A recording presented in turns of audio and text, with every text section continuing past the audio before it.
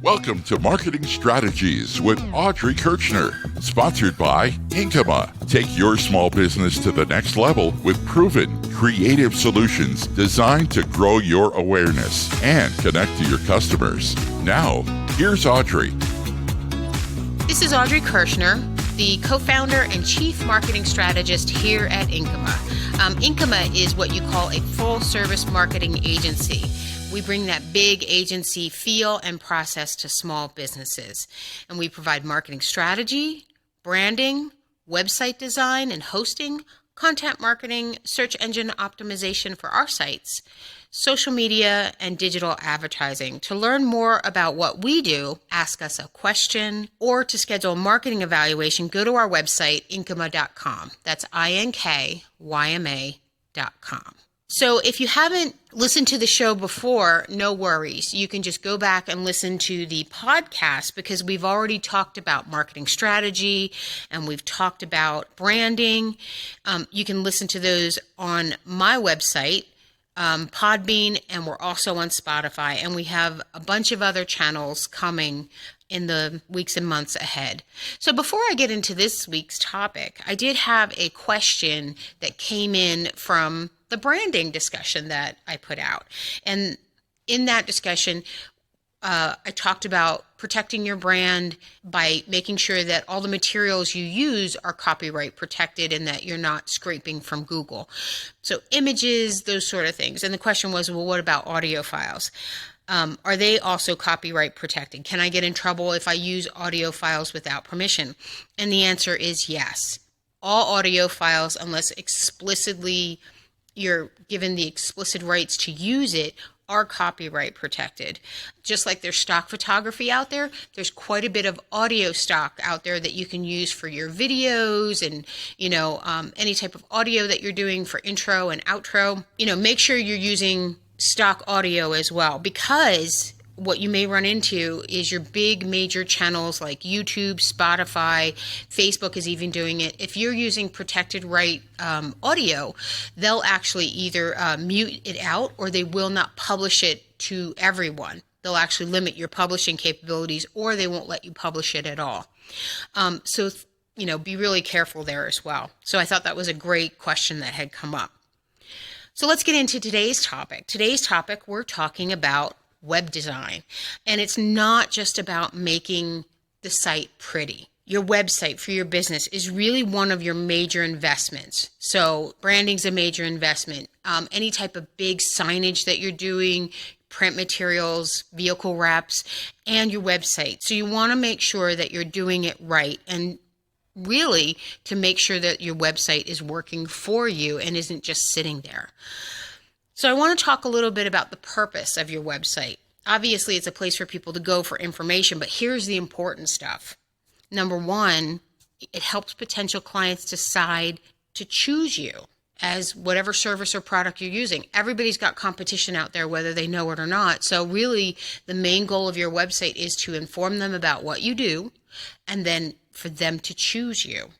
The second thing it does is it supports your brand. Like I said before, this is one of your big assets, like signage, like a vehicle.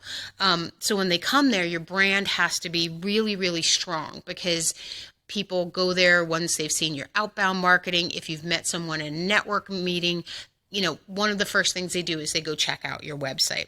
Then the third thing is to really inform them about you. A lot of times, folks will put that as number one when in reality it's the third spot. So the main reason why you got to pay attention to how your website is designed and what's on there is that if it's not designed with your customer in mind, right, front and center, it can actually cost you money. It can actually you could lose business if your website isn't set up the right way.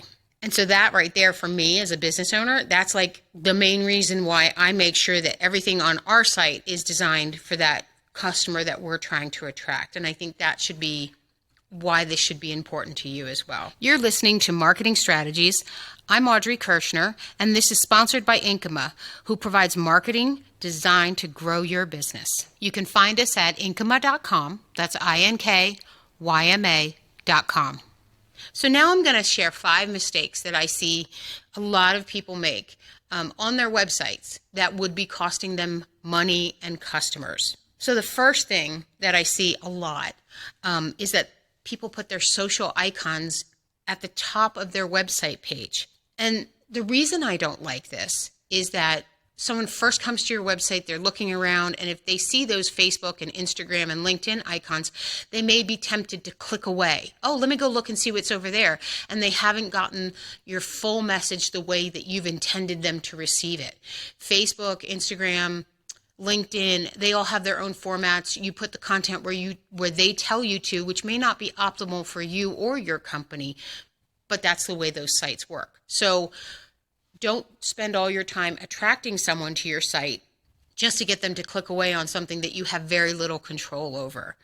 The other thing that I don't like is people will put them in the upper right-hand corner. Now, research over years has shown that that top right corner is your most valuable real estate on your website. You can look at heat maps. You can talk to the guys that do the usability studies of where people like to click and where the eye moves and all that kind of thing. But since I can remember with website development, that top right corner is gold. So don't put your social icons there. Don't say, hey, you're going to look here first and let me tell you to go away from my website is really what that's doing. Put those social icons in your footer, right? After they've had a chance to get through your homepage, learn about you, make the decision, hey, I like this company. Let me check out their social pages. They'll find the icons, right? They'll know where to look for them. So let's move on to number 2. Number 2 is no calls to action on the website. So what a call to action is it's that buy now button, that shop button, the contact us form, scheduling a consultation. Many times, none of that is there, or if it's there, it's not prominent, meaning it's like really small text type font that's the little blue underline link that is so easily missed. The reason that you want to have strong call to actions on your website, and I prefer 3 on the homepage in different spots, is because if someone's come to your site, they like what they see, don't make them work hard to know what comes next. And so when someone comes to the site, they like you, they're like, oh, wow, okay, how do I do this? That's when they're going to start looking for those call to action buttons. And if they're prominent, they're going to be easy to find. So it makes the probability of a sale go up when you use those. Now, I did mention I like to put 3 on a homepage minimum. Top right corner, that valuable real estate spot, usually right under where you would have a hero image. A lot of the modern sites now, we have those big, beautiful images right up underneath that when they start to scroll. And then optionally, either somewhere down the middle of the page if you have a long page, or if you're only going to do 3, then you put it in the footer because they'll scroll to the bottom and the one in the footer could be that contact us form. Number 3 is you have too much content on the website. So websites and internet usage has evolved over the years. And so in the past, we used to put a lot of content because, people would come and read. We thought people would read. We treated the internet like it was a magazine or a book. But what we know now is that people come to a website and they don't come to a website to read. They actually skim the content. So we want to write content that is skimmable and easy to digest. So think words and phrases, not paragraphs, for your main pages, your home page, your sub pages. The other reason for this too is that you want an uncluttered website, because when someone comes to a website and if it's cluttered and jammed in, their perception of the company is that you're hard to work with, you're hard to deal with, right? Your website is difficult to navigate, difficult to understand, and so you must be difficult as well. So they associate your company and how you work with how your website is set up. That language that I talked about, the phrases versus the paragraphs, we want to speak to their internal wants and needs and then how you solve those problems. So if you are a cleaning company, right, you're going to talk to them about wanting a clean home, wanting more time to themselves. We can do that because we provide in-home cleaning services on a one-time, weekly, monthly basis, custom programs for you. That right there helps them figure out, okay, yeah, I want cleaning, you offer cleaning, and then now you got a big buy button or schedule a consultation button, and then you're ready to go.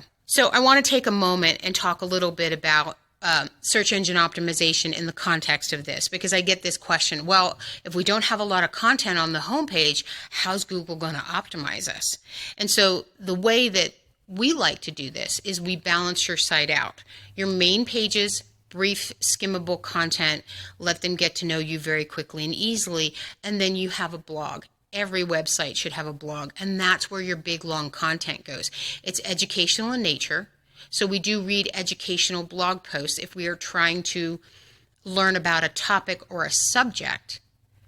And that's where all your really great search engine optimization goes. And you can educate, you can answer frequently asked questions in the blog. I personally don't recommend you make FAQ pages. I think those should actually be embedded in all of your blog posts that are relatable. So that's where you balance it out, and that's how that search engine optimization question gets answered, right?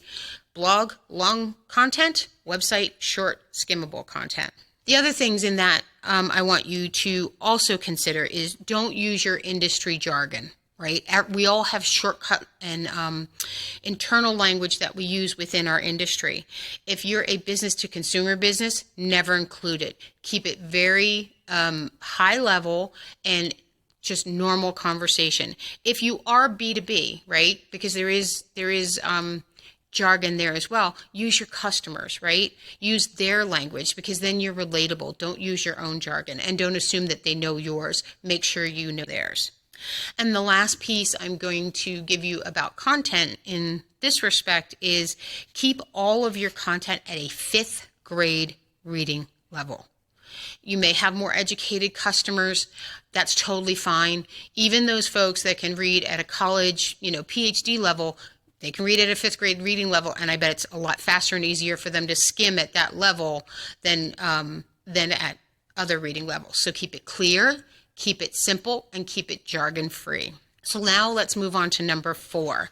Number 4 is always a tough one for folks. It's talking about yourself and your company on your homepage. I get a lot of looks sometimes when I say, no, we're putting that on the About page. But they're like, they need to know about me.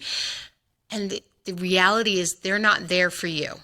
They're there for themselves. They're there to figure out if what you provide, your product or service, is a good fit for them, and can they get it?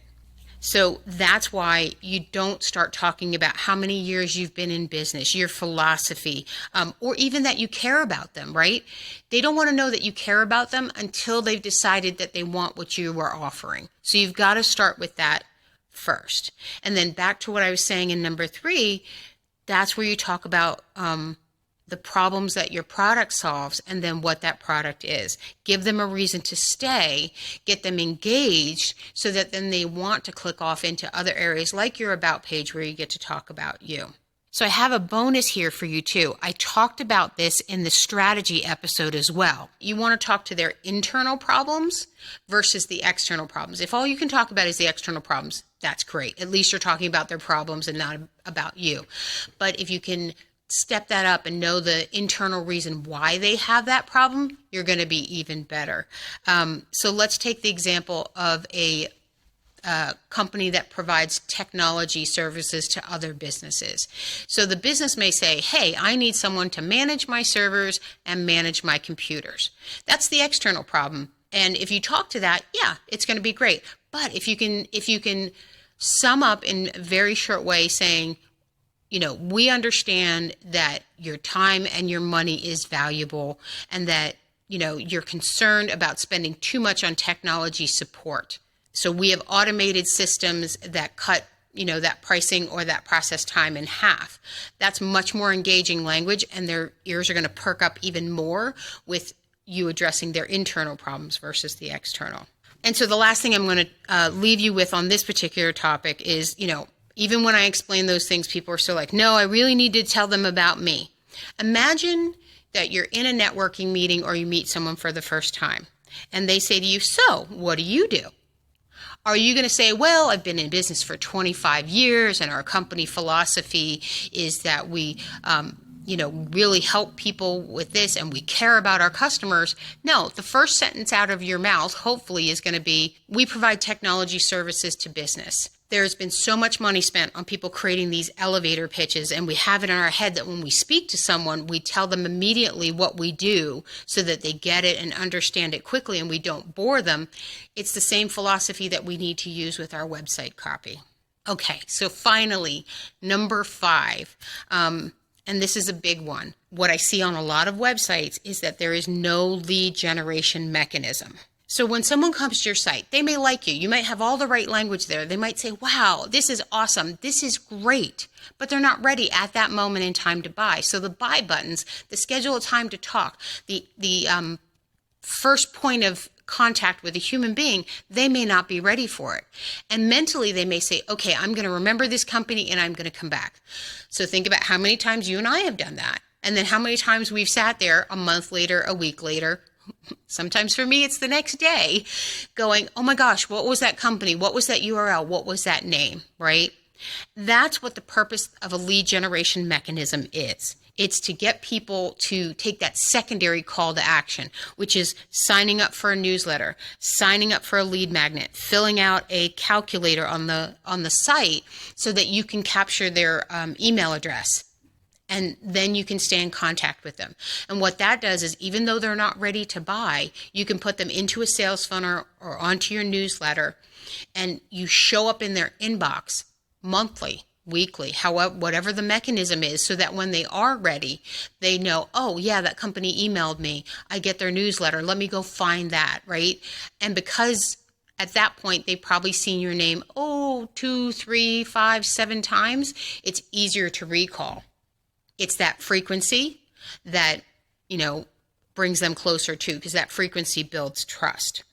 So make sure that you have those secondary calls to action, that lead generation mechanism on your website. And I like to put those closer to the bottom of the site, because when you think about the process of going through a site, oh, yes, this is what they do. I like seeing that. Okay, they're telling me more. I really, really like them. Oh, I'm not ready to buy yet, but I do want to sign up for this newsletter and get that lead magnet. The lead magnet is great, and what you want is for that to be something that is valuable to them where they are in their buyer intent process, right? So in the sales process, we have intent. I need to educate myself because I'm going to buy something like this in the future. And so if your lead magnet, let's say for a real estate agent, for people that are getting ready to buy a home, a mortgage calculator, they fill it out, they click the submit button, they get a message that says, give us your email address and we'll send you, what you can afford or whatever. Or top 10 things to do to get your house ready to go on the market, right? That's a 1-page white sheet. And if you're getting ready to sell your house, that's valuable to you at that moment in time. I don't recommend giveaways, and I don't recommend gift cards, because those are not specific to the buyer intent process. Those are just something like, hey, that's really cool. I want an iPad.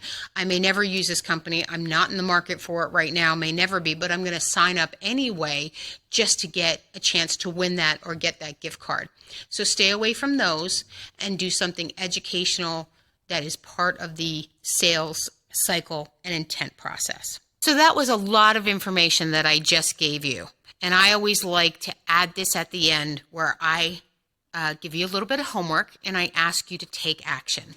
So the action I want you to take is to look at your website and see which of these 5 things are missing from your website structurally. If you've done your own website, then I want you to take each one in its turn and add it to the website. So if your social icons are at the top, that one's pretty easy. Pull those out. If you got to rewrite content, take that into sections and rewrite it.